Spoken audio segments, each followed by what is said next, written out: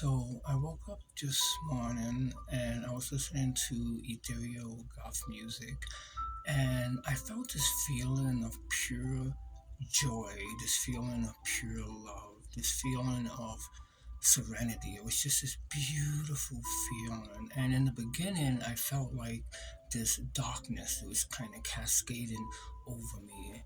And then that darkness brought me to this beautiful light, and I just felt so amazing. And I just thought to myself, I go, that's the beauty of ethereal goth music, that it's designed to do that. It's designed to provoke like this innerness of us, or this inner feeling within ourselves, this lays dormant rest of the day, rest of the week, rest of the year, and everything, and it brings it out, and it's really beautiful, and it's just it's sad that a lot of people are not into that type of music.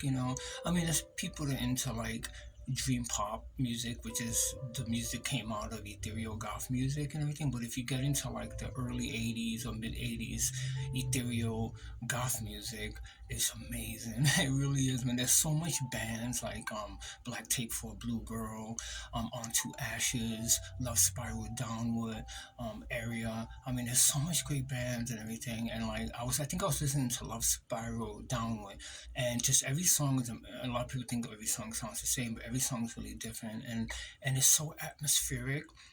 And I realized that lately I've been feeling like a lot of friction because of the music I listen to. Like, especially if you listen to music that's like really fast and really hard, you become fast and you become hard. If you listen to music that's really sad, you become kind of sad. And you could argue the point that ethereal music sounds sad, but it really doesn't. It's a different type of sadness. It's almost like a sadness that brings us back home. It's a sadness that brings us to our primal origin, or where we came from. And I think it's really tied into star seeds. What star seeds are. So most Gothic people are star seeds, but not all star seeds are Gothic people. And a lot of the Goths that I met in my journey, in my pilgrimage across this country, they always identify with the star seed transmission phenomenon. And if you don't know what that is, the star seeds is it, those are people who live on Earth, who realize their origins and realize where they come from, which in a lot of instances is from the Pleiadians or the Pleiades, which is a star cluster in space, and that's where they really come from. At least that's the realization that they have, that that's where they come from, and somehow they found their way to Earth, and they're living on Earth, and they're supposed to change the world, make the world a beautiful place. But a lot of times, those people gravitate towards darkness. They gravitate towards the darker subcultures because they have this beautiful light within them. This could be stolen or could be utilized by outside entities for things that are not good and stuff. So they have to protect that light, so they shroud it or they cloak it in darkness. And that's why a lot of them choose to be in the goth subculture.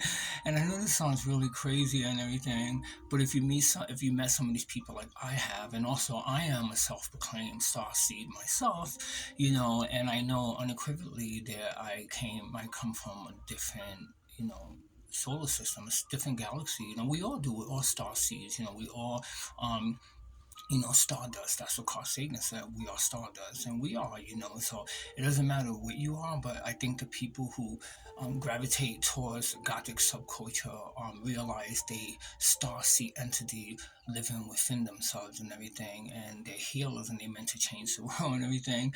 And I think that when you tie in music with that, the people making this beautiful ethereal goth music are star seeds, and that's why a lot of the music sounds otherworldly, or sounds it's ambient, and it's like space music, like it's music reminiscent of the solar system, the star clusters in space, the Pleiades star cluster, so on and so forth and everything, because they want to help us to connect to what we feel like we lost, which is our essence, our true essence, which is our star seed just within us.